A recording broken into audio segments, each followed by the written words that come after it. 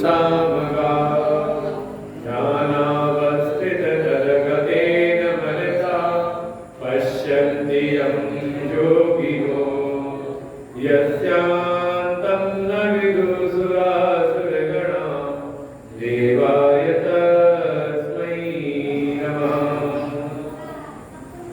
शङ्करं शङ्कराचार्यं केशवं बादरायणं सूत्रभाष्यकृतौ वन्दे भगवन्तौ पुनः पुनः।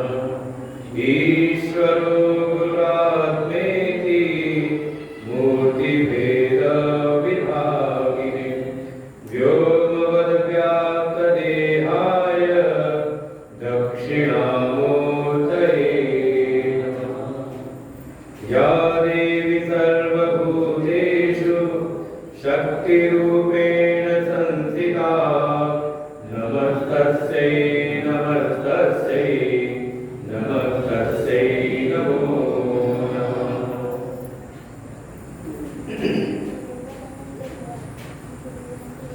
छठे श्लोक से पाठ करते हैं। श्री भगवानुवाच ये तु सर्वाणि कर्माणि मयि सन्न्यस्य मत्परा अनन्येनैव योगेन मां ध्यायन्त उपासते तेषामहं समुद्धरता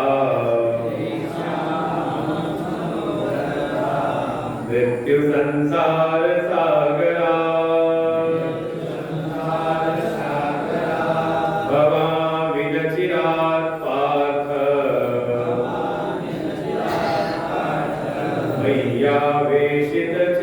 मय्यावेशितचेतसाम् मय्येव मनया धत्स्व मयि बुद्धिं निवेशय निवसिष्यसि मय्येव अत ऊर्ध्वं न संशयः। अथ चित्तं समाधातुं न शक्नोषि मयि स्थिरम् अभ्यासयोगेन ततो मामिच्छाप्तुं धनञ्जय मामिच्छाप्तुं धनञ्जय।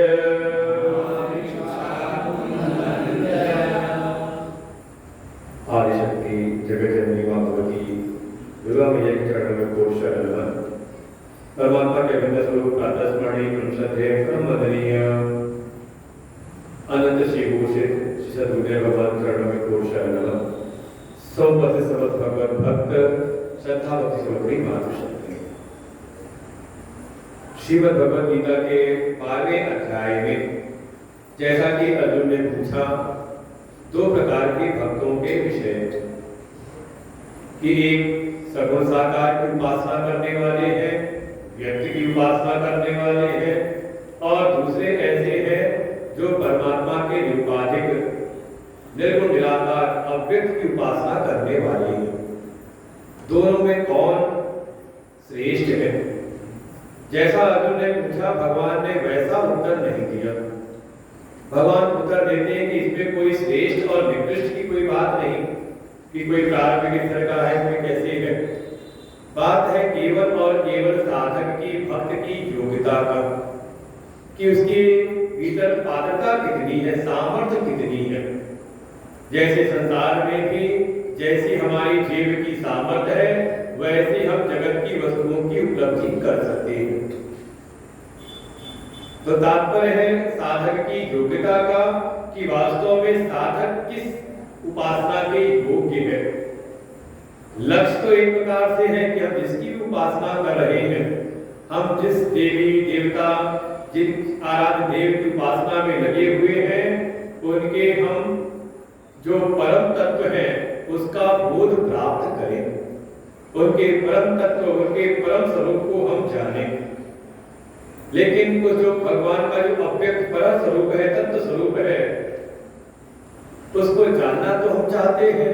जन्म जन्मांतर के हमारे अंदर संस्कार भी है, रुचि भी है, लेकिन उतनी पात्रता अभी हमारे पास में है कि हम एकाग्रचित्त होकर के उस क्षण हम ध्यान में बैठें। क्यों? क्योंकि अभी हमारा जो सारा ध्यान है चाह करके ना चाह करके भी देह आदि में चला जाता है। अभी हमारा चित्त देह में आसक्त है और देह से संबंधित जितने विषय हैं उनमें हमारा चित्त आसक्त है।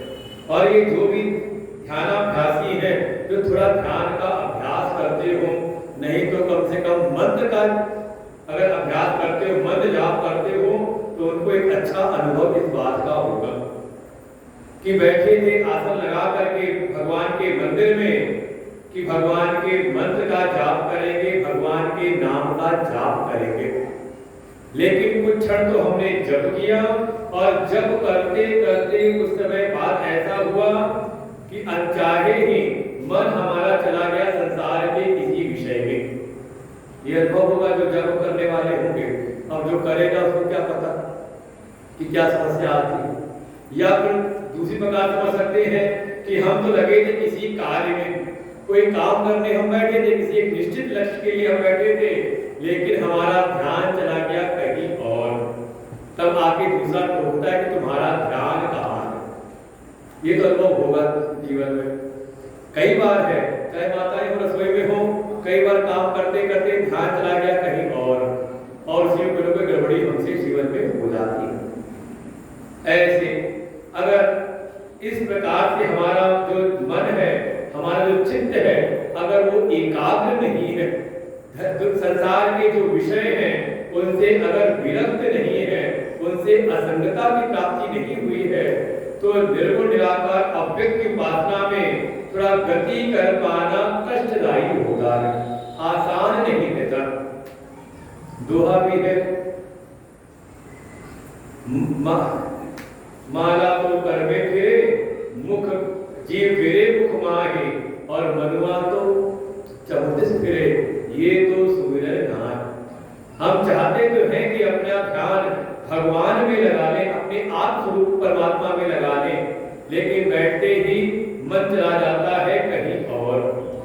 ऐसी अगर स्थिति बनी हुई है, अगर हमारा अपने मन पर संयम नहीं है, अपनी इंद्रियों पर संयम नहीं है, थोड़ा देह से प्रेम ज्यादा है, अभी देहात्म बुद्धि अभी बैठी हुई है, अभी ज्यादा ध्यान जाता है कि शरीर में कोई कष्ट ना हो, तो भगवान कहते हैं कि ऐसा कोई है अगर देह में आसक्त है, देह से उसका प्रेम ज्यादा है, तो अव्यक्त की उपासना में पहुंच कर पाना उसके लिए थोड़ा कष्टदायी होगा, दुखम, उसको उसमें फिर दुख की प्राप्ति होगी, आसान नहीं होगा उसके लिए। तो करे क्या? का अगर देह से प्रेम है, देह में अभिमान है, तो हमें अपनी साधना का प्रारंभ देह से ही करना पड़ेगा। भाई जहां पर बैठे वही तो, इसीलिए कम से कम जीवन में कुछ चीजों का विचार निश्चय पूर्वक करना चाहिए। पहला तो कहा साध्य का विचार, जीवन का लक्ष्य क्या है, साध्य क्या है। अगर इसका जीवन में विचार नहीं हुआ अभी तक, समझो अभी हमने ठीक से सत्संग कथा सुनी नहीं, मनोरंजन कर रहे हैं कहीं ना कहीं। अब मनोरंजन भी कई प्रकार के होते हैं, एक मनोरंजन होता है कहीं व्यक्ति चल रही हो, वही मनोरंजन है, कहा राष्ट्रीय मनोरंजन है, और कहीं पर कथा चल रही है तो वहां भजन कीर्तन में मन रम जाता है, लेकिन वह जितनी देर कथा में बैठे उतनी देर मन रमा, और कथा से निकलते ही का पुरानी स्थिति में वापस आ जाते हैं। जैसे मन का भाव कदीय वस्तु गोविंद तुभमेव समर्पये, हे प्रभु हे गोविंद, ये आपका ज्ञान है, बड़ा अच्छा है, हमने 1 घंटे 1.5 घंटे 2 घंटे सुना, बड़ा आनंद आया। अब जा रहे दुनियादारी गृहस्थी में जा रहे हैं तो आपका ज्ञान आपको ही समर्पित है। तेरा तुझको अर्पण, क्या लागे मेरा, ऐसे कहीं ना कहीं ऐसे ही वर्णन भगवान कहते हैं। अगर ऐसी स्थिति है, अगर देह से आसक्ति, देह में अभिमान ज्यादा है, तो आपको साधना का प्रारंभ यहीं से करना पड़ेगा। लक्ष्य है परम साध, हमने निश्चय कर लिया, साधन धाम मोक्ष कर द्वारा उस परम तत्व की प्राप्ति, उस तत्व की जिज्ञासा हमें करनी है। साध्य का निश्चय तो हमने किया, उसके बाद फिर तो हम तुरंत किसी न किसी साधन में लग जाते हैं। महापुरुषों ने कहा, गुरुओं ने कहा, साध्य के निश्चय के बाद अपने आप को देखो कि हमारी स्थिति कहां पर है, हम हमारे भीतर कौन सी पात्रता है। अपनी पात्रता का भी निश्चय करें कि हम कहां पर खड़े हैं, और जहां पर खड़े हैं वहीं से हमें चलना पड़ेगा। और अपनी पात्रता का अगर आपको अवलोकन करना है तो ये स्वयं नहीं होता। अपनी योग्यता का अगर आपको आकलन करना है तो आपको जाना पड़ेगा जो आपसे ज्यादा योग्य है। कौन है? कहा कोई सद्गुरु है, कोई सद्गुरु देव है, उनकी शरण में जाओगे तो वो आपकी सेवा उपासना, आपके बातचीत व्यवहार को देख करके वो आकलन करता है कि ये शरण में आया हुआ जो शिष्य है, जो साधक है, ये कहां पर खड़ा है। अगर साधक परम तेजस्वी है, पूर्व की साधना के बल से उसकी अपनी देह आदि में ज्यादा आसक्ति है नहीं, दुनियादारी के व्यवहार उसका मन ज्यादा लगता नहीं, बिल्कुल परम शुद्ध निर्मल मन वाला है, तो शायद हो सकता है कि उनकी शरण में आए हुए साधक को वो जो सद्गुरु हैं सीधे ध्यान का उपदेश कर दें कि तुम ध्यान करते हुए अपनी आत्मा का अनुभव प्राप्त करो। लेकिन वही कोई साधक ऐसा आया जिसके भीतर उतनी पात्रता नहीं, अभी थोड़ा उसको देह का ख्याल ज्यादा रहता है, देह को सजाने संवारने में अभी इसका मन ज्यादा लगता है, तो उसको फिर सीधे ध्यान में नहीं, उसको कहेंगे कुछ दिन आश्रम में सेवा करो। ये जो शरीर है, इस शरीर को थोड़ा किसी श्रेष्ठ की सेवा में लगाओ। भाई शरीर में स्थिति है तो साधना आपको शरीर से प्रारंभ करनी पड़ेगी। उसी के लिए भगवान उपदेश करते हैं कि अगर देह में आसक्ति है, देह में अगर अभिमान है, तो इस देह को मेरी सेवा में लगाओ। कैसे? तो कहा जितने भी आपके कर्म है, सर्वाणि कर्माणि, जितने भी प्रकार के आपके कर्म हैं उसको मुझ में संन्यस्त करो, मुझ में समर्पित कर दो। तो कितने प्रकार के कर्म हैं? कोई गिनती है आपकी? तो हमारे शास्त्रों में कर्मों के कुछ विभाग बताए। एक है आपका पहला कहा नित्य कर्म, जो आपको दैनिक करना है, दिनचर्या में जिसका बिल्कुल रोज का रोज जिसको करना है उसको कहा कुछ होते हैं नित्य कर्म, जो करने ही चाहिए।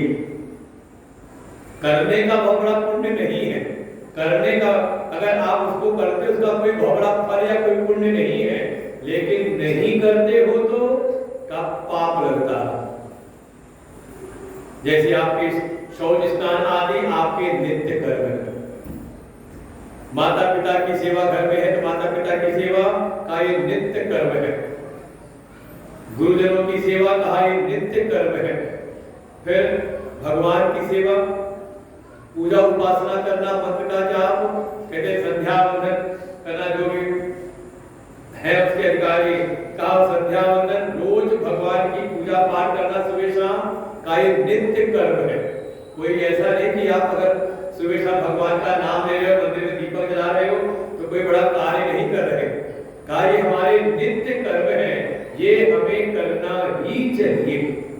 करने का बहुत बड़ा पुण्य नहीं, कोई बड़ा फल नहीं, लेकिन अगर नहीं किया तो कहा अकरणे च प्रत्यवाय, ना करने पे प्रत्यवाय नाम का पाप लगता है।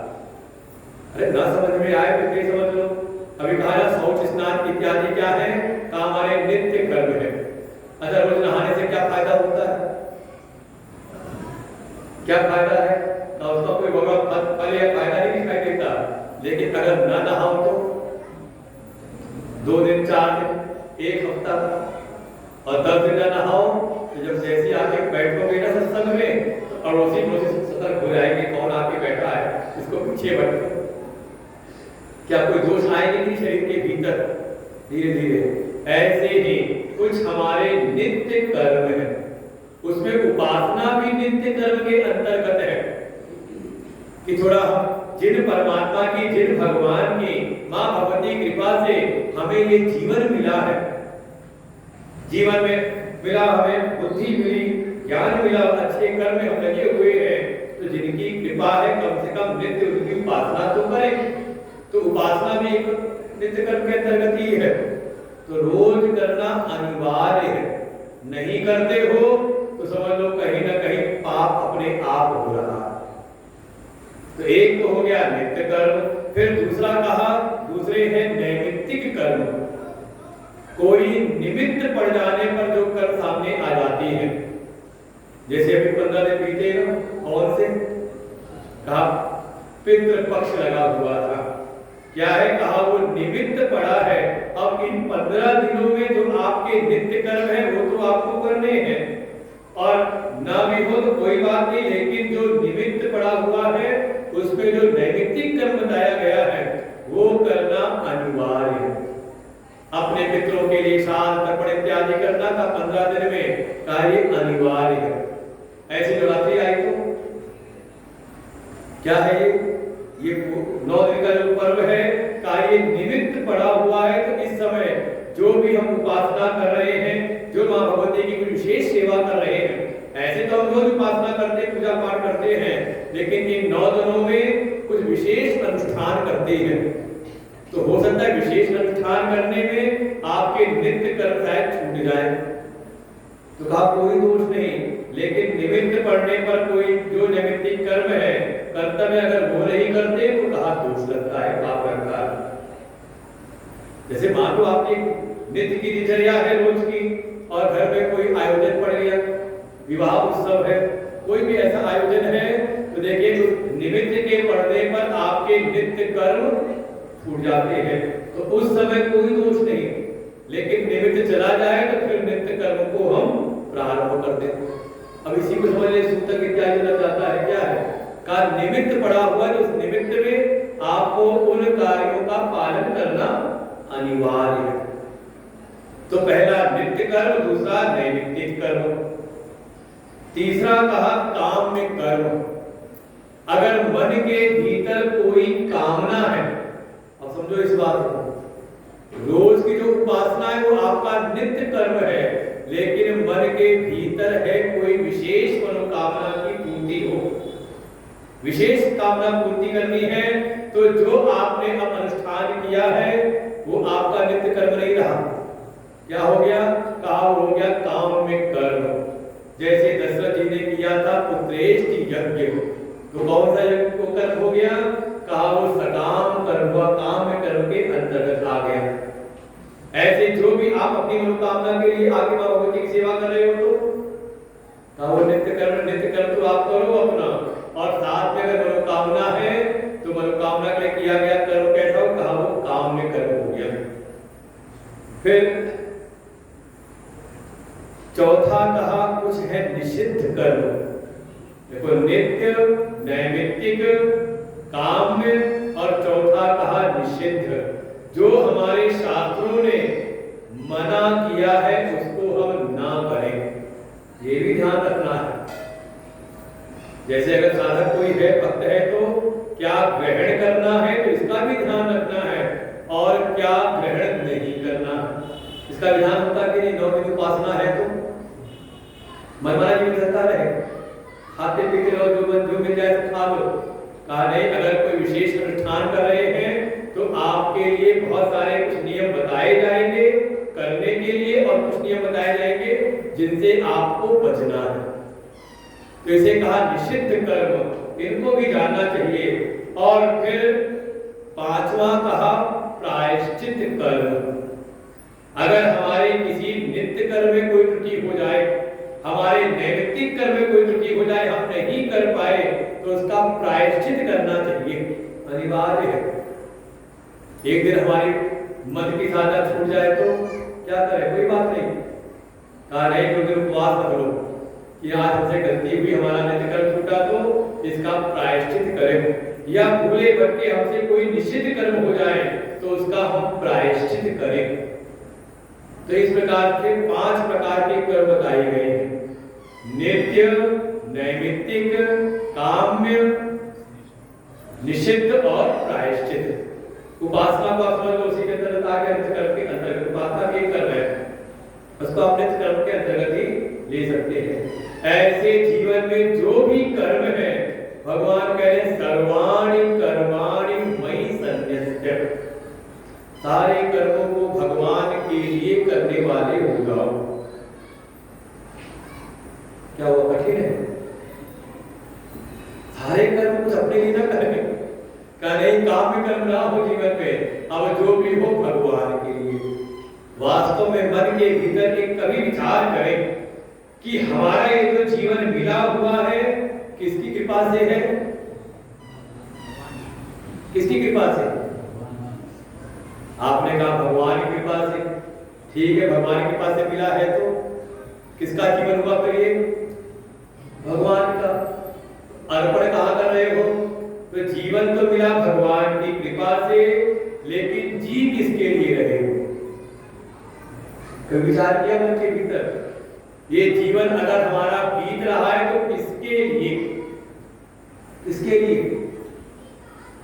जननी जनक बंधु सुत दारा तनु धनु भवन सुहृद परिवार।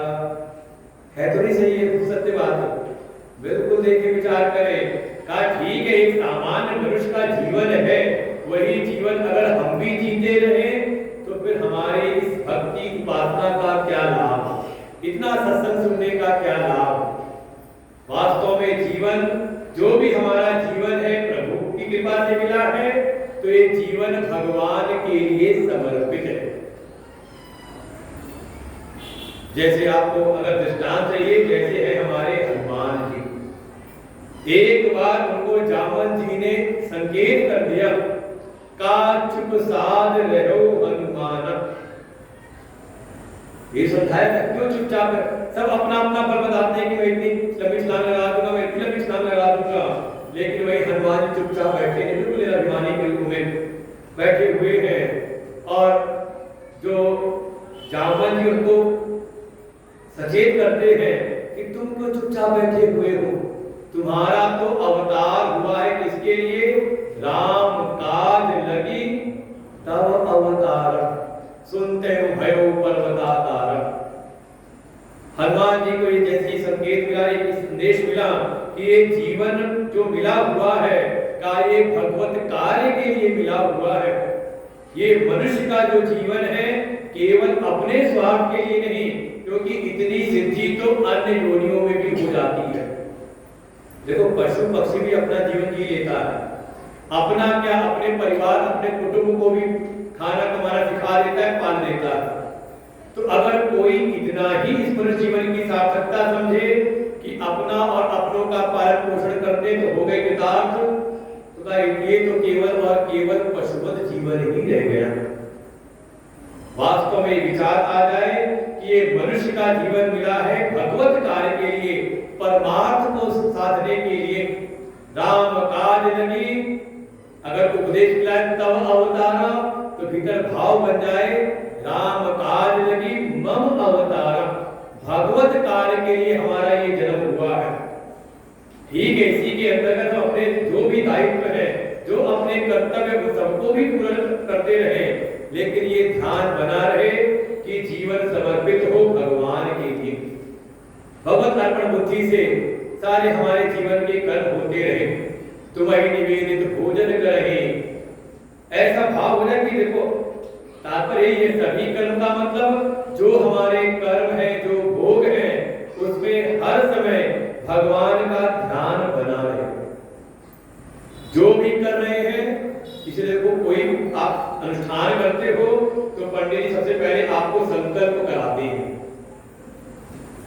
कि मैं फला फला गोत्र में जन्मा हुआ फला फला नाम वाला हूं, इस देश में, इस काल में, इस समय में ये कार्य कर रहा हूं। ऐसे ही हर कर्म में, हर भोग में भगवान शामिल हो जाए। ठीक है, काम तो हमें करना है ही, लेकिन ये भाव बना रहे, हे प्रभु ये कार्य आपके लिए समर्पित है। अच्छा, मान लो व्यासपीठ पर बैठे हुए व्यास जी है, कथा कर रहे हैं, किस लिए, किस लिए कर रहे हैं? अच्छा, आप कोई कार्य कर रहे हो किस लिए? मान लो कोई व्यास पे बैठा हुआ कथा सुनाए और मन के भीतर रहे कि चढ़ावा कितना चढ़ेगा, तो अभी मन की बात है, तो क्या हुआ, कार्य हो गया काम में कर्म। लेकिन यहीं पर एक भाव हो गया कि नहीं, ये भगवान के पास ये जीवन मिला है, उन्होंने अपने कार्य में लगाया है, तो उनके प्रचार के लिए। इसलिए मैंने दृष्टांत दिया हनुमान जी का। हनुमान जी को संकेत मिला और प्रभु का कार्य मिला, तो हर क्षण उनको याद रहता है, चाहे भोग का समय हो, जैसे बैनाथ पर्वत आया कि आप विश्राम कर लीजिए। आप कल्पना करो, बैनाथ मतलब सोने का पर्वत है, स्वर्ण का पर्वत है, अर्थात भोग का पहाड़ है।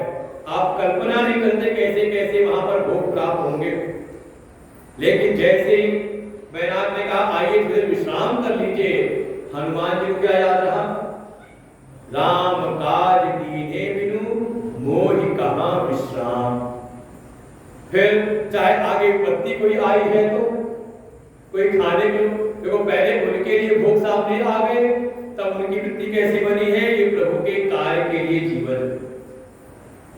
और जब सामने आ गई कोई उन्हीं को खाने के लिए, तो कोई विपत्ति आई, तो वहां भी उनका प्रण है, राम काज कीन्हे बिनु, राम काज करी फिर मैं आऊं। ये नहीं कहते कि मुझे बड़ा मोह है अपने शरीर से, या शरीर की मैंने उपेक्षा कर दी है। दोनों बातें समझना है, शरीर का बहुत पोषण भी नहीं है और साथ ही शरीर की उपेक्षा भी नहीं है। ये समझ लो, हनुमान जी का दृष्टांत है सभी किस चीज के लिए है। कहते हैं ठीक, मेरे शरीर से ज्यादा मोह नहीं, लेकिन जब तक प्रभु का कार्य न साध लूं, तब तक शरीर भी नहीं छोड़ूंगा। प्रभु का कार्य कर लूं, फिर आऊंगा, फिर तुम खा लेना मुझको। और ऐसे ही करके भगवान हनुमान जी पहुंच जाते हैं लंका।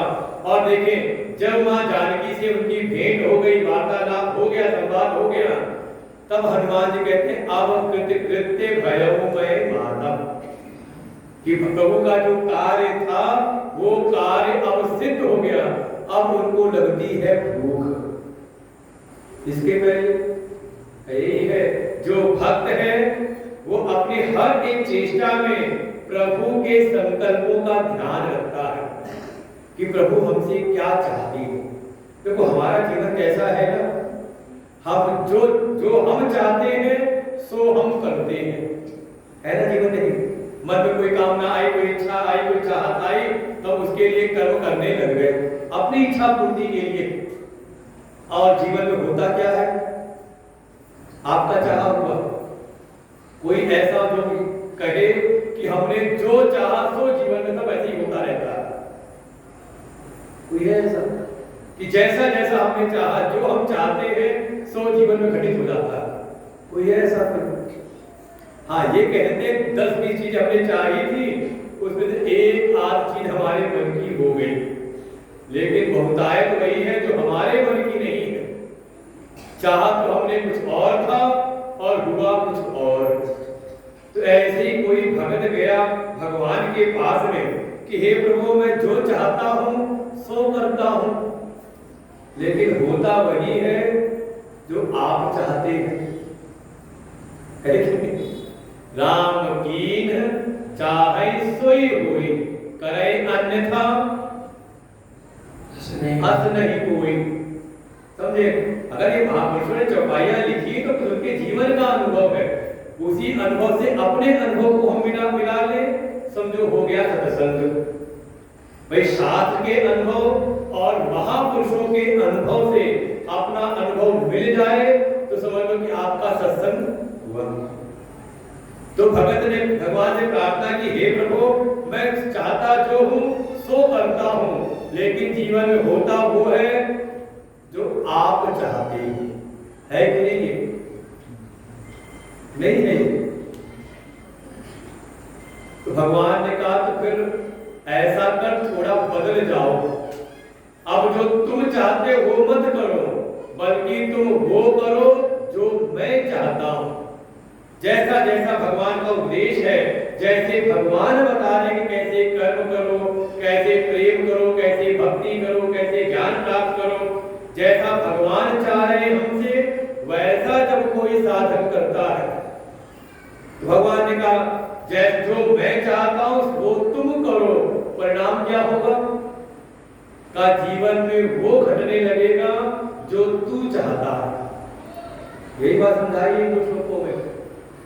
सर्वाणि कर्माणि मयि सन्न्यस्य, भगवान कहते हैं अपने समस्त कर्मों को, अर्थात अपनी समस्त कर्मों के पीछे जो चेष्टाएं हैं उनको मुझ में समर्पित कर दो।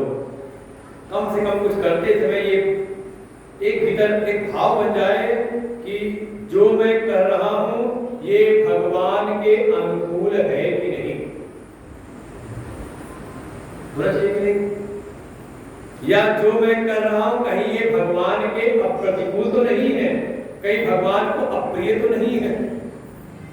अच्छा, भगवान को भोग लगाना हो तो, ठाकुर जी को भोग लगाना हो, माँ भगवती को भोग लगाना हो तो विचार करते हैं क्या लगाना है क्या नहीं लगाना।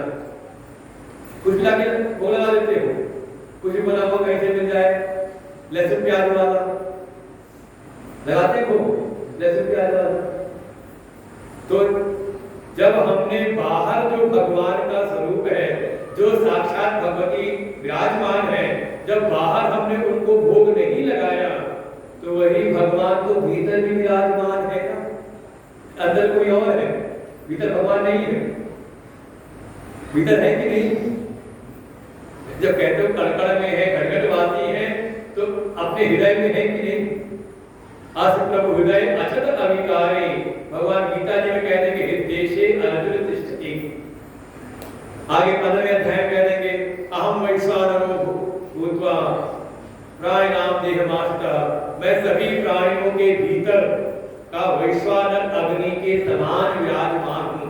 जो आप खाते रहते हो, खाते हो, पीते हो, चाटते हो, चूसते हो, ये जो भी चीजें हैं 4 प्रकार के अन्न बताए गए, भक्ष्य भोज चोष्य लेह, ऐसे जो भी आप 4 प्रकार का जो भी अन्न ग्रहण करते हो, भगवान कहते भीतर बैठ के मैं पचाता हूँ वैश्वानर अग्नि के रूप में।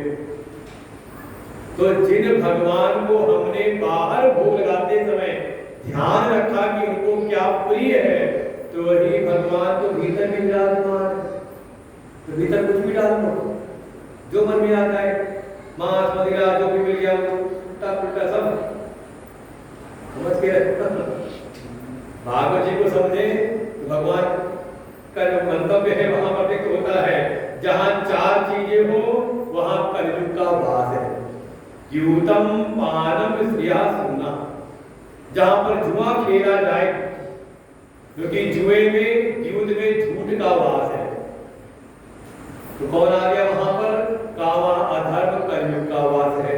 वहीं पे मदिरा पी जाए तो, कोई शराब पीने वाला हो तो, और कहना मां भगवती का भगत हूं, मां भगवती उसकी भक्ति से अच्छे से निकालती है, मौका मिलता है। काद्यूतम पानम से आसमाई, जहां पर भी 4 चीजें होती हों, चाहे जुआ खेलने वाला हो, मदिरा पीने वाला हो, वेश्यावृत्ति करने वाला हो, या फिर पशुओं की हिंसा करने वाला, ये चारों कहीं पर होते तो वहां अधर्म का वास है, वहां भगवत प्राप्ति नहीं होती। हर कर्म में, हर कार्य में हमारे भीतर ये भाव बना रहे कि हम भगवान के अनुकूल हैं कि नहीं। सोई सेवक सोई प्रियतम मोरे मम अनुशासन, कैसे है वो? सोई प्रियतम प्रियतम सोई मम अनुशासन माने जोई। ये भगवान कह रहे हैं कि जो मेरा अनुशासन, मेरे अनुसार जो जीवन जीता है, वास्तव में वही मेरा सेवक है और वही मेरा प्रिय भी है। अभी इसमें भी आएगा, अध्याय के आखिरी में आएगा, भगवान ने ऐसा कोई भक्त है वो मुझको प्रिय है, जो अपने समस्त कर्मों को करते समय हर क्षण मेरा ध्यान रखता है कि भगवान को क्या प्रिय है, और जो भगवान को प्रिय है वैसे अपने जीवन के कर्मों को करता है। इसी का तात्पर्य सर्वाणि कर्माणि मयि सन्न्यस्य और मत्पराः, क्योंकि मुझको ही परम श्रेष्ठ समझता है। देखो आपके कर्म कहाँ समर्पित होते हैं, विचार करना, कहाँ समर्पित करते हो कर्मों को? कहा जिसको आप श्रेष्ठ मानते हो, जिसको आप जीवन के लिए परम श्रेष्ठ समझते हो कि जीवन के लिए जो बहुत जरूरी है उसके लिए आप अपने कर्मों को समर्पित कर देते हो। इसलिए भगवान कह रहे हैं मुझको ही परम श्रेष्ठ जानो, मत्पराः, मेरे परायण होकर के मुझको ही परम श्रेष्ठ जान करके अपने समस्त कर्मों की चेष्टाओं को मुझ में अर्पित कर दो, और किसी का आलम्बन संसार में मत लेना। अनन्येनैव योगेन, और तो और अनन्य योग के द्वारा मेरा ही चिंतन करता है, मेरा ध्यान करता है, ऐसा करते हुए उपासते हुए मेरी उपासना करता है। देखो सगुण की व्यवस्था में है, सगुण साकार की व्यवस्था में लगा हुआ है, जो भगवान के का स्वरूप उसने चयन कर रखा है, उनके अनुकूल अपने जीवन को जीता है, उनको ही परम श्रेष्ठ जानता है, उनका ही निरंतर चिंतन करता है। ऐसा करते हुए शरीर को समर्पित किया भगवान की सेवा में, बुद्धि से भगवान को ही श्रेष्ठ जाना, और मन के द्वारा निरंतर भगवान का ही अनन्य भाव से चिंतन। ऐसा करते हुए जो कोई मेरी उपासना करता है, समझो ये साधन है उपासना का। तीन साधन मिले हैं आपको, शरीर, काय, वांग, मनः, कार्य उत्तमम, पूजनम, जपस्, चिंतनम, क्रमात्। ये साधन का सूत्र बताया गया है। शरीर है तो शरीर से भगवान की सेवा, वाणी है तो वाणी से भगवान के नाम का सुमिरन, उनके मंत्र का जाप, और भीतर मन है तो मन के द्वारा भगवत तत्व का चिंतन। ऐसा अपने कायिक, वाचिक, मानसिक तीनों प्रकार से भगवान में समर्पित हो जाता है। भगवान कह रहे हैं ऐसा जो कोई भी उपासना करता है, ये तू उपासते, ऐसा कोई उपासक हो, ऐसा कोई भक्त हो, तो भगवान कहते हैं कि उसके लिए तो फिर मैं उद्धार करने वाला बन जाता हूँ, उसका उद्धारक मैं स्वयं बन जाता हूँ। आगे भगवान कहते हैं इस बात को भगवान आगे कहें, ऐसा कोई उपासक हो तो उसके लिए तेषाम अहम, उसके लिए मैं, लेकिन किसके लिए? तो फिर 7वें श्लोक में आखिर में कहा मयि आवेशित चेतसाम, जिसने अपने चित्त को पूरी तरह से, चित्त मतलब मन, बुद्धि, हृदय, जो भी अंदर की चीजें हैं, इन सब को मुझ में ही बिल्कुल निवेशित कर दिया, बिल्कुल लगा दिया है। मयि आवेशित चेतसाम, ऐसा कोई साधक है तो उसके लिए मैं स्वयं ही समुद्धरता, अहम समुद्धरता भवामि, मैं उसका फिर उद्धार करने वाला बन जाता हूं। कहां से? तो कहते हैं मृत्यु संसार सागरात, ये जो मृत्यु रूपी संसार है, और है कैसा?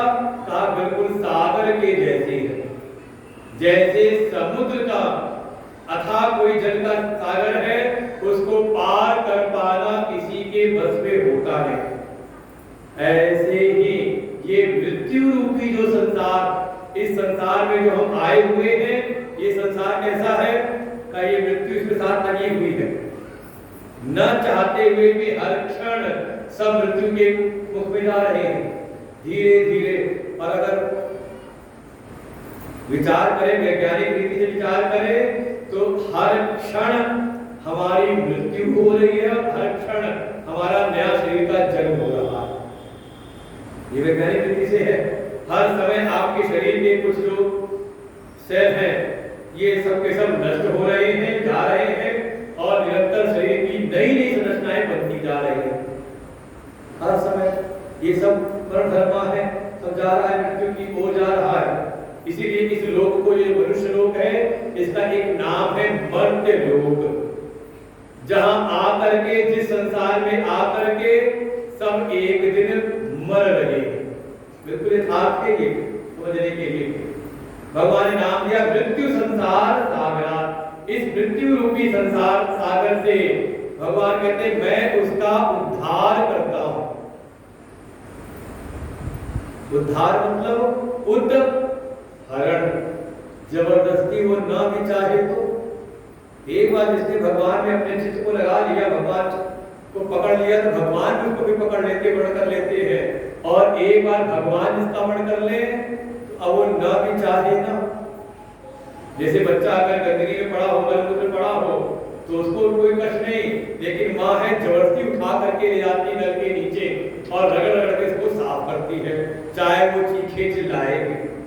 भगवान भी कहते वैसे ही मैं भी उसका उद्धारण करता हूँ, ऊपर की ओर उसको उठाता हूँ। वो जिस धरातल पर है, जिस स्थिति पर है, क्रमशः उसको धीरे धीरे उससे ऊपर उठाता हूँ। और यही जो इसके लिए शास्त्र बताया था सर्व साकार की उपासना, कहा जो अभी देह में आसक्त है, देह में ही बैठा हुआ है, देहाभिमानी बना बैठा हुआ है। और ये देह कैसी है? का ये देह भी मृत्यु संसार के रूप में ही है।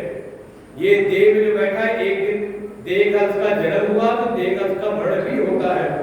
भगवान कह रहे हैं जो देह में बैठा हुआ आसक्त है, अगर वो मेरी सेवा करे, मेरा चिंतन करे, तो धीरे धीरे उसके संस्कारों को शुद्ध करते हुए उसको मैं देह से ऊपर उठा लेता हूं। और जब देह से ऊपर उठ गया तो देह की आसक्ति मिटी, जैसे ये शरीर का अभिमान गला, कहा वो फिर अपने उस आत्म स्वरूप में अवधान कर लेता है। उसकी गति उस अव्यक्त परमात्मा में सहज हो जाती है। भगवान कहते हैं ऐसे साधक, ऐसे सगुण उपासक का जो निरंतर मेरी सेवा, मेरे अनुकूल अपने सारे कर्मों को करता है, उसके उद्धार करता के रूप में मैं स्वयं ही आ जाता हूँ। तो कुछ देर लगाते होंगे, कुछ टाइम लगाते होंगे भगवान कहते हैं बिल्कुल भी नहीं। एक बार कोई साधक, कोई भक्त अपने जीवन को मुझ में समर्पित तो करे, कायिक, वाचिक, मानसिक, तीनों प्रकार से कोई मेरी शरणागत हो जाए, मुझ में समर्पित हो जाए अपनी कायिक, वाचिक, मानसिक क्रियाओं को। बस ये है कि छल कपट को छोड़ करके मन क्रम वचन छाड़ चतुराई, भजत कृपा करे नहीं रघुराई। ये सावधानी रखें, छल कपट को किनारे करके मन, कर्म और वचन तीनों से भगवान में समर्पित हो जाए। भगवान कहते ऐसा कोई भक्त है तो उसका उद्धार मैं स्वयं करता हूं। ना चिरेणाधिगच्छति, इसमें किंचित भी जरा सी भी देर नहीं करता, क्षण मात्र में ही उसका उद्धार मैं कर देता हूं। लेकिन कौन? का जो स्वयं भगवान की ओर आगे बढ़े। तो जब इतने कृपालु, इतना करुणा करने वाले परमात्मा है तो हमें क्या करना चाहिए? भाई भगवान के स्वरूप को, स्वभाव को जाना कि कोई एक कदम आगे बढ़े। आप कथा सुनो, कहीं अगर कोई ध्रुव जैसे कोई भक्त है, इधर घर से निकले, नगर से बाहर निकले और भगवान की कृपा हो गई तो उनको मिल गए देवर्षि नारद।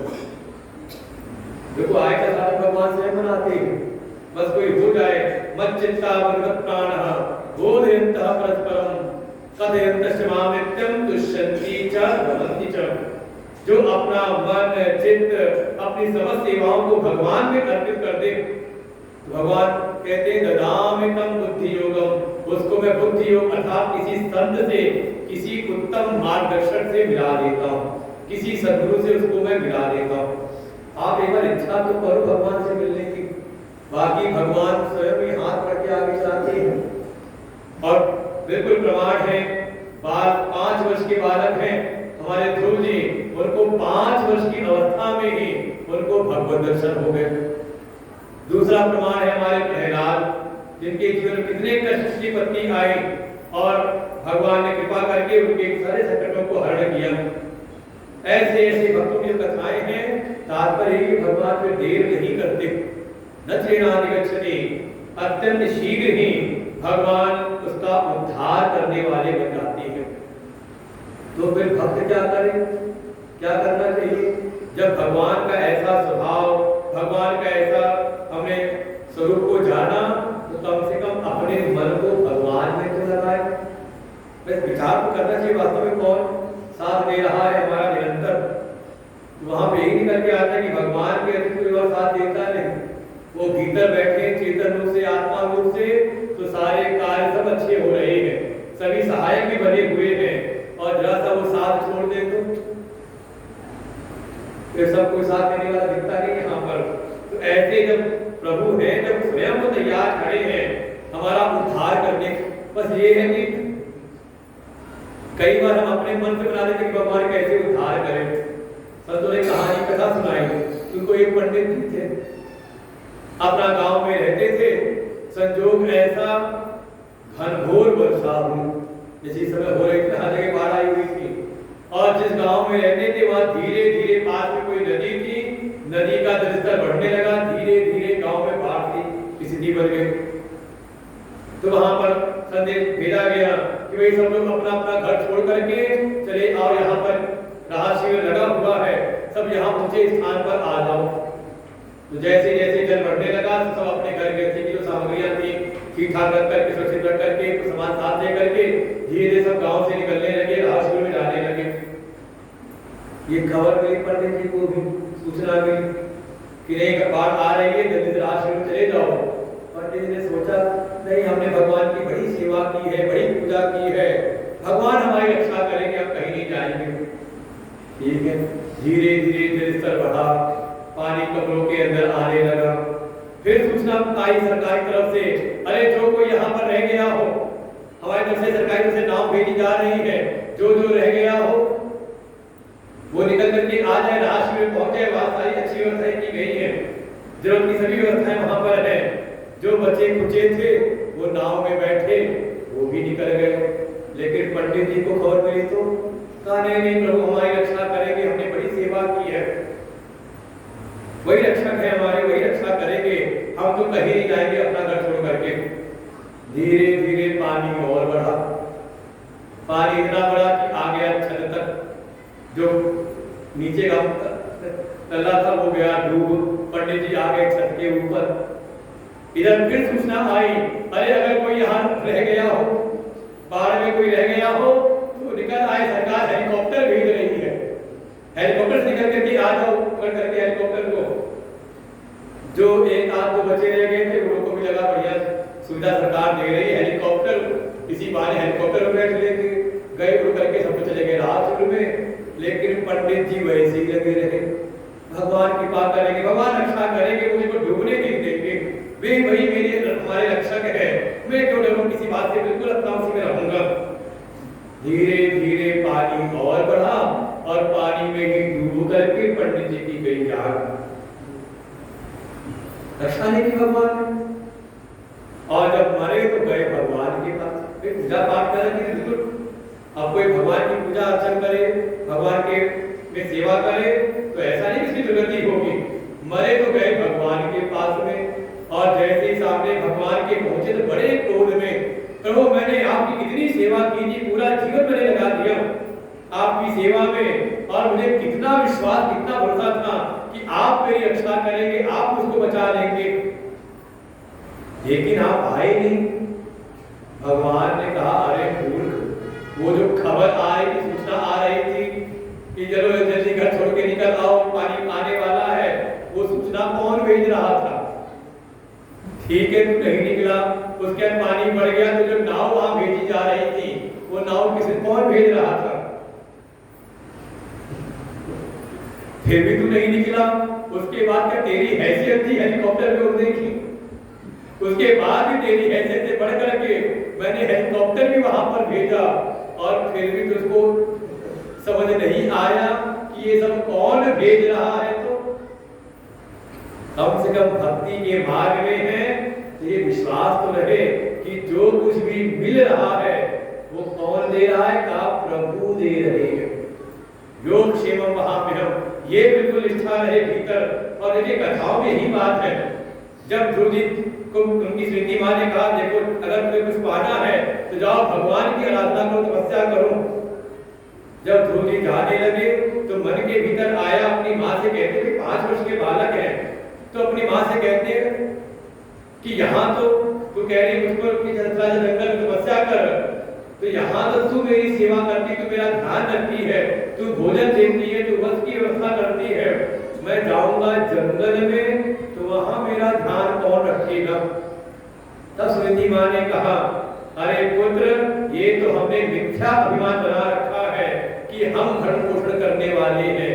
ये पुत्र, वास्तव में जो यहाँ करता है वही वहां भी करेगा। निश्चिंत होकर के चले जाओ। तो यथार्थ घटना मिलती है हमारे इतिहास में भी। गीता प्रेस के संस्थापक रहे हैं पोद्दार जी, एक समय बैठे थे अपने कार्यालय में, अचानक देखा क्या कोई फकर महात्मा जा रहे हैं, दिन का समय है, भिक्षा का समय है, भोजन का समय है, किसी महात्मा को जाते हुए देखा, जा रहे हैं कोई, तो अपने छोटे भाई को कहा, जाओ जाकर के देखो, ये महात्मा जी समय भिक्षा का समय है, इनसे प्रार्थना करो कि आकर के भोजन प्राप्त कर ले, आज भिक्षा हमारे इंडिया में प्राप्त कर ले। उनके भाई, छोटे भाई उनके गए, जाकर के महात्मा जी को प्रणाम किया, भगवान आज कृपा करिए, आज हमारे यहाँ भिक्षा प्राप्त कर लीजिए। वो महात्मा कोई अक्सर महात्मा थे, कहते हट यहाँ से, बड़ा आया भोजन कराने वाला, आज तू भोजन करा देगा, कल कौन कराएगा?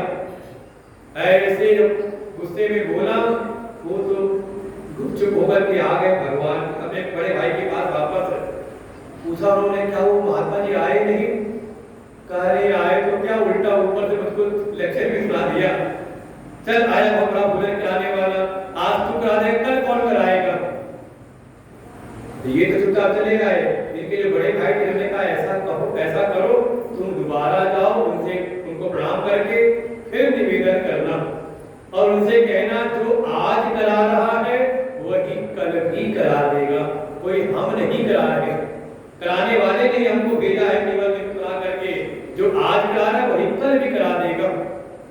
ऐसी जिसके भीतर भी निष्ठा आ जाए, वास्तव में सब करने कराने वाले, तो भगवान उसके लिए फिर देर नहीं करते, बस थोड़ा बुद्धि में भी जगाए रखो, मूर्ता ऐसे नहीं पड़े रहो कि भगवान आकर के खुद आकर के हाथ में उठाएंगे। ये जो भी संसाधन प्राप्त हो रहे हैं संसार में, ये सब के सब केवल और केवल हमें ऊपर उठाने के लिए है कि हम जिस स्थिति में भी है, जैसी स्थिति में हमारी बनी हुई है, उससे थोड़ा हम ऊपर उठें। अभी संसार के विषयों में आ सकते हैं, थोड़ा ऊपर उठ जाए, अभी अपनी देह में आसक्ति बहुत ज्यादा है, थोड़ा इससे ऊपर उठे, धीरे धीरे अपना उद्धार करते, ऊपर उठते उठते हम थोड़ा भगवान की भक्ति में लगे। तो ऐसे जो भगवान है, जो स्वयं तत्पर है हमारा उद्धार करने के लिए, तो फिर भगत क्या करे? तो इसके बाद से भगवान अब साधन बताते हैं कि ऐसे भगवान की भक्ति अगर प्राप्त करनी है तो कैसे करें। यहाँ तक जो अर्जुन ने पूछा था कि कौन सी भक्ति श्रेष्ठ है, तो यहाँ कोई श्रेष्ठता की बात नहीं, कहा जैसी हमारी योग्यता है, जैसी हमारी पात्रता है, जैसी हमारी स्थिति है, हम उसी अनुरूप भगवान की भक्ति में लगे। अभी अगर हमारी आसक्ति, हमारा अभिमान बना हुआ है व्यक्त शरीर में, तो व्यक्त शरीर के द्वारा भगवान के व्यक्त स्वरूप की सेवा में लगे। और जैसे जैसे धीरे धीरे आपकी इस देह से आसक्ति दूर हो जाए, और उसकी पहचान है ध्यान, ध्यान में बैठ करके देखें कि आप कितनी देर बैठ सकते हो बिना आसन हिलाए। वो नहीं कि 2 मिनट बाद बदलते रहते, ऐसे नहीं, एक आसन में आप कितनी देर बैठ सकते हैं, यही पहचान है। बिना हिले हुए, बिना मन हमारा भटके इधर उधर, नहीं तो एक बार मन भटक जाए तो वो कहाँ जाकर के रुकता है कुछ पता चलता नहीं। ये पहचान है। ऐसा जब मन एकाग्र हो गया है, शरीर में हमारा बस हो गया है, वही गुण बताए थे वहां पर, संयम्येन्द्रिय विरामम, जब अपने इंद्रिय समूह, अपनी ये 10 इंद्रियों के साथ हमारा मन हमारे बस में हो गया, तो आप अधिकारी हैं अव्यक्त की उपासना के लिए। तो प्रसंग भगवान ने पूरा किया। अब कैसे भगवान की भक्ति करनी है, अब यहाँ से साधन का उपदेश करते हैं। आत्मा से पढ़ते हैं, मय्येव मन आधस्व मयि निवेशय निवसिष्यसि मय्येव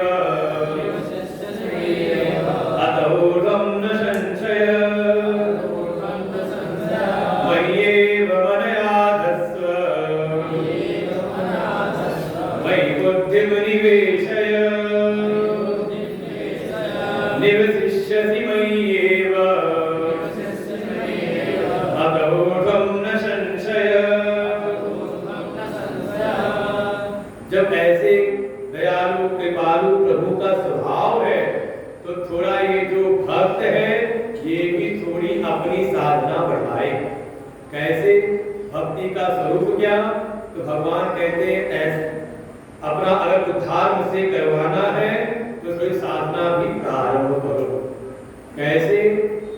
भगवान कहते हैं अपना जो मन है वो मुझको दे दो। रुपया पैसा नहीं कह रहे भगवान, बाहर की वस्तुएं नहीं कह रहे, कोई बाहर का द्रव्य नहीं कह रहे, क्या कह रहे हैं? मयि एव मन आधस्व। ये जो तुम्हारा मन है इस मन को मुझ में लगा दो।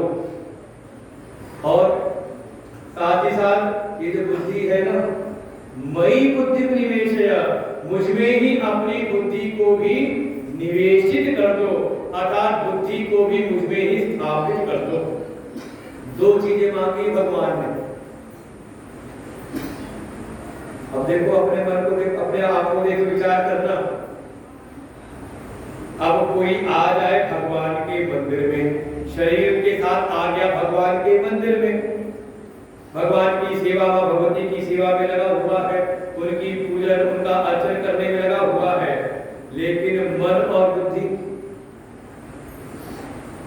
कहाँ है? कहाँ? वो है घर पर। पता नहीं यहाँ आप लोग करते नहीं करते, कहीं आपने देखा मंदिरों में कि कई दो माताएं हैं पूजा कर रही है, वो जो सामग्री लेकर के आई है, जल लाया, जल भोला उठा दिया, फिर कुछ बेलपत्र है तो बेलपत्र चढ़ाया, जो कुछ नैवेद्य लाए नैवेद्य भोग लगाया, अर्पण किया। ये सब सेवा चल रही है, सब अर्पण हो रहा है भगवान को। और साथ में बगल में गए तो अरे उसके यहाँ घर पे आके भीड़ लगी हुई थी, क्या कुछ हो गया क्या वहां पर आजकल? उसके घर में क्या हो रहा है, उसके घर में क्या हो रहा है? करते तो नहीं ऐसे। या बैठे हैं सत्संग में, सत्संग बैठे बैठे शरीर बैठा है सत्संग में और ध्यान आया, अरे आज घर पर मेहमान आने वाला, वो पता नहीं हमारा बच्चा आया होगा तो खाना पीना मिला हो कि नहीं मिला हो, क्या हुआ? भगवान कह रहे मन और बुद्धि को मुझ में लगाओ, और हम क्या करते हैं? शरीर को लगा देते हैं भगवान में, और मन और बुद्धि का इसको छोड़ के आते हैं संसार में। भगवान कह रहे ऐसा ये तरीका नहीं है। आप कल्पना करें, आप भागवती कथा सुने, ये जो ब्रज की गोपिकाएं हैं, इसके भक्तों के लिए अगर कोई सटीक कोई उपमा है, दृष्टांत है, तो कहते यथा ब्रज गोपिका नाम। जैसे ब्रज की गोपिकाएं हैं, उनका शरीर कहीं भी लगा हो, कहीं किसी कार्य में लगे हो, लेकिन उनका मन निरंतर भगवान में, निरंतर कढ़ाई में लगा रहता है। ऐसी स्थिति हो जाए, भगवान कह रहे अपने मन को मुझ में लगाओ। और मन लगता किसमें है? देखो ये मन और बुद्धि दोनों लगते कहाँ है, थोड़ा सोचना पड़ेगा। मन वहां लगता है जहां पर आपको संभावना लगे कि यहां से सुख मिलेगा, जो सुखद हो, जो रमणीय हो, उसमें मन अपने आप आकर्षित हो जाता है कि नहीं? मन कहाँ लगता है आपका? जहां से दुख मिलने वाला, कष्ट मिलने वाला मन लगता है वहां पर, वहां तो मन भागता है। कहाँ लगता है? जहां ऐसा आभास है कि यहां से सुख मिलेगा।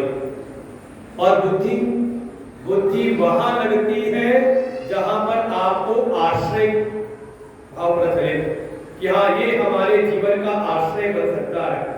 जीवन की सबसे वास्तव में आवश्यकता या जरूरत जिस चीज में आपको लग जाए, बुद्धि अपने आप उसमें लगती है। भगवान कह देते हैं इस मन को अगर सुख चाहिए, सुख देना है तो मेरे अतिरिक्त कहीं और सुख है नहीं। सो आनंद सिंधु सुख राशि, सीकर ते त्रैलोक सुपासी। सुख अगर कहीं है तो केवल और केवल भगवान में ही है। इसलिए मन को मेरे अतिरिक्त कहीं और लगाओगे तो वहां से केवल और केवल आपको दुख ही मिलेगा।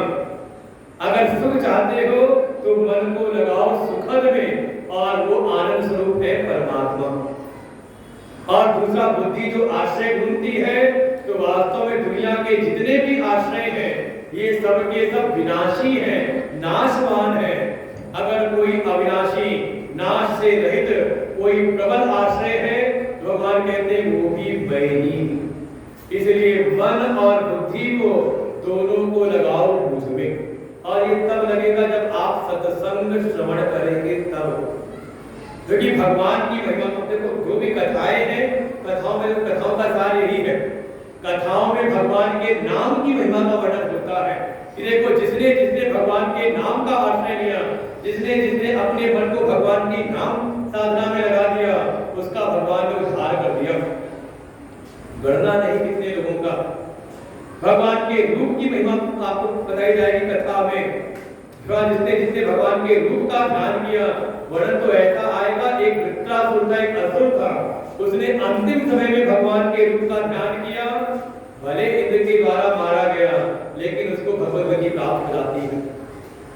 भगवान की लीलाओं की महिमा होगी, भगवान के गुण की महिमा, उनके धाम की महिमा। यही सब है, नाम रूप गुण लीला धाम। इसी की महिमा बताकर बताई जाती है, जिससे हमारा मन, क्योंकि हमारा मन आकर्षित इसी सब चीजों पर होता है। किसी के नाम में आकर्षित हो जाता है, कोई बड़े नाम वाला हो तो मन में होता है कैसे हमारा संबंध इससे बन जाए। किसी रूप पर आकर्षित हो जाता है, तो अगर कोई सुंदर सबसे रूप है तो का त्रिभुवन सुंदर है भगवान। ऐसे ही उनके गुण लीला धाम। देखो, कहीं किसी के गुण देखो तो मन कहीं ना कहीं आकर्षित हो जाता है। इसलिए सुनो भगवान के गुणों के बारे में। अरे किसी का घर देख करके मन आकर्षित हो जाता है, नहीं होता है। कोई एक ब्राह्मण देवता गए थे किसी का गृह प्रवेश कराने, और गृह प्रवेश कराते पूजा में ध्यान कम है और घर पर ध्यान ज्यादा रहता है। बड़ा सुंदर महल है, सोने का महल है। चल जब पूजा पूरी हुई तो आचार्य ने कहा जजमान से, जजमान अब पूजा पूरी हो गई है, अब गुरु दक्षिणा दे दो। उन्होंने कहा क्या चाहिए बताओ, जो कहो सो। बड़े अच्छी तुमने पूजा कराई है। ब्राह्मण ने कहा बड़ी अच्छी तुमने पूजा कराई, जो कहो सो मैं दे दूं। उन्होंने कहा ये महल ही हमको दे दो। कथा याद आई कि नहीं? तो बस महल लेके चल पड़े।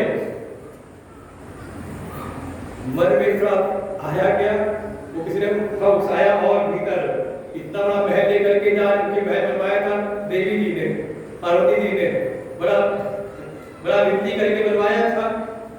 तो थोड़ा और उत्साह दिया देवर्षि नारद ने ब्राह्मण देवता को, चेले को। धारे धारे बड़ा महल लेकर के, इस महल की साफ सफाई कौन करेगा? कोई सेवक नहीं होना चाहिए, कहा इनको भी साथ दे दो घर के महल सफाई में कराने के लिए। भोले बाबा ने ले जाओ इनको भी, अच्छा रहेगा। कहा मन और बुद्धि आश्रय प्राप्त हो जाए भगवान में। भगवान कह रहे मन बुद्धि को मुझ में लगाओ, और ये लगता तब है जब हम भगवान की महिमा का श्रवण करते हैं। भगवान की महिमा को जाना, उनसे बढ़कर के वो तो वास्तव में सुख के धाम है, वही परम आश्रय है। जब ये हमने श्रवण किया तब मन और बुद्धि उनमें लगती है, और नहीं तो देखिए मन अलग भागता है और बुद्धि अलग भागती है। कैसे? कोई ऐसा है जो चाहता तो है कि भगवान की पूजा करें, लेकिन आकर के कहता है क्या बताएं स्वामी जी, क्या बताएं महाराज जी, पूजा तो करना चाहते लेकिन पूजा में मन नहीं लगता। हम समझ रहे हैं बात को, देखा कौन कहां पर बैठा हुआ है तो किसी के भीतर पूजा तो करना चाहते लेकिन पूजा में मन नहीं लगता। तो हम भी पूछते हैं कि क्यों नहीं लगता, और नहीं लगता क्यों लगा रहे हो, छोड़ो फिर पूजा करना। भाई मन नहीं लगा, छोड़ो फिर। तो कहते नहीं, बिना पूजा पाठ के तो काम भी नहीं चलेगा, बिना भगवान की कृपा से तो जीवन एक कदम भी सुखद नहीं होगा, पूजा तो करनी चाहिए। वो कह क्या रहा है? कह ये रहा है कि बुद्धि तो मेरी भगवान में लगी हुई है, बुद्धि ने आश्रय तो जान लिया है प्रभु को, लेकिन मन रुचि ले रहा है संसार में, संसार के विषयों में, आलस्य में, प्रमाद में, है कि नहीं? तो किसी की बुद्धि तो लगी है भगवान में, लेकिन मन लगा हुआ है संसार में। अच्छा, वही कोई दूसरा भी है ऐसा भगत उपासना करने वाला, जो पूरे नियम से सुबह से लेके शाम तक जो जो नियम है, जो जो व्रत है, जैसी जैसी पूजा है, हर प्रकार की पूजा कर रहे हैं। ऐसे भी खूब मिलते हैं, सुबह मंदिर जाएंगे पूजा करेंगे, शाम को मंदिर जाएंगे पूजा करेंगे, समय समय कोई ना कोई व्रत उपवास भी रखेंगे, सब कुछ करते हैं। लगता है कि इनका मन बिल्कुल लगा है भगवान में, लेकिन भगवान प्रसन्न हो जाए तो चाहते क्या है?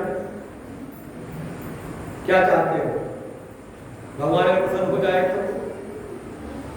तो मन में आता है प्रभु कृपा कर दो, बच्चे की बुद्धि ठीक हो जाए, बच्चा हमारा ठीक ठाक हो जाए, इसकी नौकरी लग जाए, घर मकान हमारा ठीक ठाक बन जाए। मतलब क्या हुआ कि पहले वाले की बुद्धि लगी थी भगवान में, लेकिन मन लगा हुआ था संसार में, और ये दूसरे वाले का मन तो लगा है भगवान में, लेकिन बुद्धि ने आश्रय बना रखा है संसार को। रुपया मिलेगा तो जीवन सुखी हो जाएगा, बस काम बन जाएगा, पैसा कहीं से भी आ जाए, कैसे भी आ जाए, घर परिवार ठीक ठाक हो जाए, सब ठीक ठाक हो जाएगा, है कि नहीं? भगवान कह रहे हैं इनको अलग अलग मत लगाओ कि मन को लगाया कहीं और, बुद्धि को लगा दिया हमने कहीं और, जीवन में सफलता प्राप्त होगी। और देखो, भक्ति नहीं, ये जीवन का भी सूत्र है। किसी को अगर जीवन में किसी भी कार्य में अगर सफलता मिल रही है तो कारण यही हो सकता है कि बुद्धि कहीं लगी हुई है, बुद्धि ने लक्ष्य बनाया है कहीं और मन लगन लगा रहा है कहीं और। अब चाहे कोई विद्यार्थी हो भी समझ सकता है इस बात को, कोई व्यवसाय में तो वो भी इस बात को समझ सकता है अपने जीवन में अगर असफलता आ रही है। तात्पर्य यही है कि जिसको बुद्धि लक्ष्य बनाए, मन उसी उन्हीं के साधनों में लग जाए। भगवान कह रहे मयि एव मन आदस्व मयि बुद्धिम निवेशय, अपने मन को मुझ में बैठा दो, बुद्धि को मुझ में ही लगा दो, तो परिणाम क्या होगा? भगवान कहते हैं जब तू अपने मन और बुद्धि मुझ में लगा देगा तो वास्तव में तेरा जो निवास है, तेरी जो रहनी है, वो मुझ में ही हो जाएगी।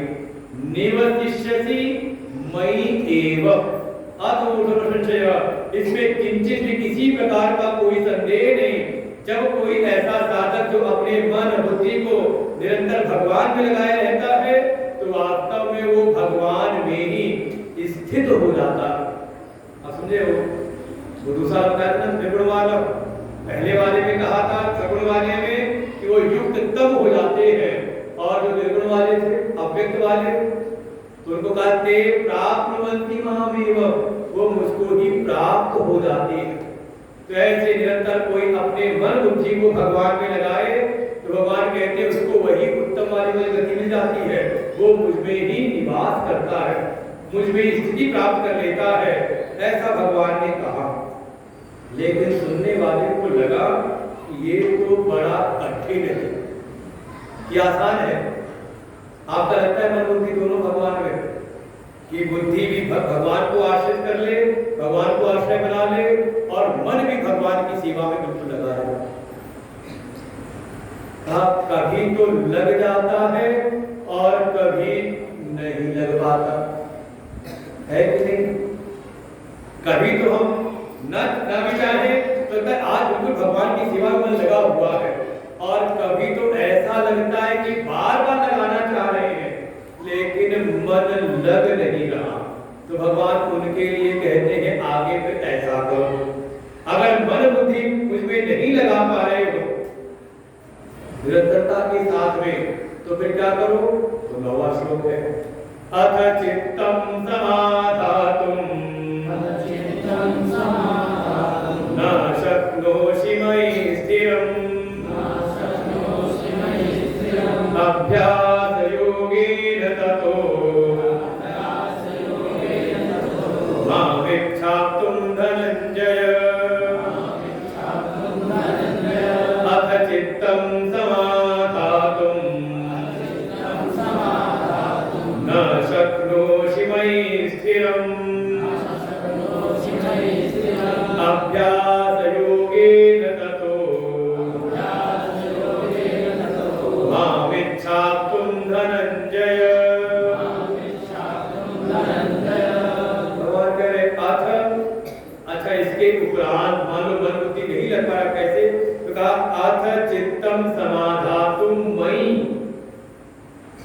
स्थिरम न शक्नोषि। अगर तुम अपने मन बुद्धि दोनों को मिला कह दिया चित्त, अगर तुम्हारा चित्त मुझ में स्थिर नहीं रह पाता है, इतनी तुम्हारे भीतर सामर्थ्य नहीं है, न शक्नोषि, तुम अगर अपने मन बुद्धि को अपने चित्त को मुझ में स्थिरता पूर्वक नहीं लगा पा रहे, ऐसी सामर्थ्य भीतर नहीं है, तो भगवान कह रहे निराश मत हो। अगर आपको लगता है कि हाँ चाहते तो है मन बुद्धि को लगाना, लेकिन जितनी बार लाते उतनी बार उतनी तेजी से भागता है, स्थिरता से नहीं रहता कि थोड़ी देर हमारा मन और बुद्धि दोनों स्थिरता के साथ में भगवान में लगे रहे हो जाता है। कहते ये मन बड़ा चंचल है, बिल्कुल भाग जाता है दुनिया में, बुद्धि भी बड़ी चंचल चलायमान हो जाती है, कभी कहीं लग जाती है। भगवान फिर आगे कहते हैं अगर नहीं स्थिरता से लग रहा तो थोड़ा अभ्यास योग बढ़ाओ, अर्थात थोड़ा निरंतर का जो भी पूजा पाठ का क्रम है इसको, इस अभ्यास को बढ़ाओ। और जब ये अभ्यास करो, जो भी जप तप पूजन पाठ, ये जो भी अभ्यास है, जो भी साधना है, इसको जब करो तो इसको करते हुए क्या चाहते हो, मानते क्या हो, क्या मांगते हो उसके द्वारा? दुनिया को मत मांगना। जब ये पूजा पाठ व्रत जब तक जो भी कर रहे हो करो, तो इस अभ्यास योग के द्वारा ये पूजा पाठ करते हुए, मेरी सेवा करते हुए मुझको ही पाने की इच्छा करो। समस्या यही है, भगवान के पास आकर के भगवान भी नहीं चाहते हैं, बाकी दुनिया की सारी चीजें हम चाहते हैं। भगवान मिल जाए कितने लोग चाहते हो? कोई चाहता है? और जो कह रहे कि हाँ भगवान को चाहते हैं, तो पक्का झूठ बोल रहा है मेरे बैठे बैठे। क्योंकि अब कोई कहेगा भगवान को चाहते हैं, तो हमने कहा क्यों घर में पड़े हो, चलो फिर हम चलते हैं हरिद्वार आश्रम, वहीं रहो, भगवान को चाहो, भगवान को चाहते हो। भगवान कह रहे माम इच्छ आप तुम धनंजय, हे धनंजय, धनंजय माने अर्जुन का नाम दिया है, हे अर्जुन जैसे तुमने पुरुषार्थ करके, परिश्रम करके, मेहनत करके तुमने बहुत सारा धन का संचय किया है। आप समझे इस बात को, इतिहास जो है महाभारत में, कि जो पांडवों को मिला था हिस्सा वो खांडव प्रस्थ था, बिल्कुल वीरान बंजर क्षेत्र था। ये पांडवों ने परिश्रम करके उसको बिल्कुल भरपूर कर दिया, उसको धन धान्य से, और सबसे ज्यादा परिश्रम किया है वहां पर अर्जुन ने। चले जाते दिग्विजय करने के लिए और राजाओं को हरा करके उनसे धन संपत्ति लेकर के अर्जन किया है। तो भगवान बिल्कुल अंतर्यामी है, दिल की बात जानते हैं। जब आप कहते हो कि मन बुद्धि हमारा आप में लगता नहीं, तो वो कोशिश तो बहुत करते हैं, लेकिन ये मन बुद्धि दोनों आप में लगते नहीं, करता तो लगते हैं। कैसे? अभी सत्संग में बैठे तो लगा है, और अभी सत्संग से उठेंगे तो फिर दुनिया में चला जाएगा।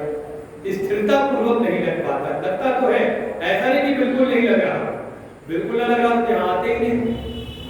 बस ये जो आप कह रहे हो स्थिरता से लगा दो, वैसा नहीं लग रहा। तो भगवान भी अंतर्यामी है, दिल की बात जानने वाले हैं। कहते पक्की बात है, अभी तुम मुझको चाहते नहीं। चाहते हो भगवान को? ना भगवान को नहीं चाहते हैं, भगवान से चाहते हैं। भगवान की कृपा मिल जाए तो क्या क्या मिल जाए हमको, है कि नहीं? आप भले ऊपर से कह रहे नहीं भगवान को चाहते, भगवान बैठे भीतर कह रहे जैसे, अच्छा देखो जिसको आप चाहते हो उसको मन बुद्धि लगता कि नहीं? भगवान ने कहा धनंजय अर्जुन को, अच्छा आप धनंजय हो कि नहीं? रुपया पैसा जोड़ रहे हो कि नहीं जोड़ रहे हो? अच्छा मान लो आपको रुपया मिल जाए, आप कह रहे हो कि मन स्थिर नहीं होता, एक चीज में मन लगता नहीं, भाग जाता है। जब माला उठाते हैं, जब करने लगते हैं तो मन ऐसा भागता है, क्योंकि तुम देखते थे माला पूरी हो रही कि नहीं हुई, कितनी रह गई। एक बार होता है माला खोल के देखते हैं कितनी देर में बहुत देर हो गई, माला नहीं पूरी हुई, चलो एक अच्छा आगे है, थोड़ी सी रह गई है। क्या है? बड़ा चंचल है, चंचल भी बड़ा कृष्ण, बड़ा चंचल मन है। भगवान कह रहे बस मेरे लिए चंचल है। जब नोट की गड्डी लेकर के बैठते हो गिनने के लिए, तो अरे जितनी देर रुपया गिनने के लिए बैठे हो, रुपया रखा है पास में, गड्डी मिली और गिनने लगी नोट को तो मन गया इधर से उधर। उस समय अगर फोन भी आ रहा हो ना, आप नोट गिन रहे हो, लेकर के एक नोट गिन रहे हो, कैसे लग रही है, और सामने मोबाइल रखा, अगर फोन भी आ रहा हो तो यूं एक बार देख तो लेंगे किसका है, लेकिन उठाते नहीं, पहले रुपया पूरा गिन ले फिर उठाएंगे। दरवाजे पे आग आ जाए, घंटी बज जाए दरवाजे पर, कोई आवाज लगाए तो नोट गिनना नहीं छोड़ देते, उठाए करके देखो कौन आया है कि नहीं। भाई जिसमें आपने मन बुद्धि लगाया हुआ है, जिसको आप चाह रहे हो, तो मन बुद्धि वही बार बार भाग रहा है। भगवान कह रहे हैं थोड़ा अभ्यास करते हुए, थोड़ा पूजा पाठ सेवा करते हुए, थोड़ा मुझको भी चाह लो। माम इच्छ, माम आप तुम इच्छ, मुझको पाने की इच्छा तो करो। जब मुझको पाने की इच्छा करोगे तो धीरे धीरे मन बुद्धि भी आकर के स्थिर रूप से लग जाएगा। किसी ने कहा प्रभु ये भी बड़ा कठिन है, आप मेरा अभ्यास ही हो, या तो पूजा पाठ ही हमसे नहीं होती। अब पूजा पाठ के बाद आपको चाहे, जब पूजा पाठ नहीं हो रही तो आपको चाहे कैसे? तो क्या करें? भगवान कहते हैं, भगवान में कितना धैर्य है, भक्तों में इतना धैर्य नहीं है जितना धैर्य भगवान में है। भगवान कहते चिंता मत करो, इसका भी उपाय है, लेकिन बताएंगे कल कि अगर मन बुद्धि स्थिर रूप से नहीं लगता है तो भगवान ने कहा अभ्यास करो, अभ्यास को बढ़ाओ। अभ्यास नहीं बढ़ा पा रहे तो क्योंकि लगता है कि दुनिया का काम बहुत हमारे पास में है, चाहे कितना भी आप समझा दो कि 8 घंटे सोने के लिए, 8 घंटे काम करने के लिए, 8 घंटे पूजा पाठ के लिए, लेकिन लगता क्या है, इतने झंझट पड़े हैं हमारे सिर के ऊपर, इतना काम पड़ा रहता है, और आप कहते हो यार जहर खाने की फुर्सत नहीं, और आप कह रहे हैं मन बुद्धि को मुझ में लगा दो, मन बुद्धि को मुझ में लगा दो। भगवान कहे अच्छा कर्म बहुत करते हो, बहुत ज्यादा कर्म तुम्हारे ऊपर पड़े हुए हैं, तुम्हारे लिए भी उपाय है, लेकिन बताएंगे कल आना, फिर कल सुनना। आज एक नाम लेते हैं। ओम पूर्णमदः पूर्णमिदं पूर्णात् पूर्णमुदच्यते पूर्णस्य पूर्णमादाय पूर्णमेवावशिष्यते। ओम शांति शांति शांति। हरि ओम हरि ओम। श्री राम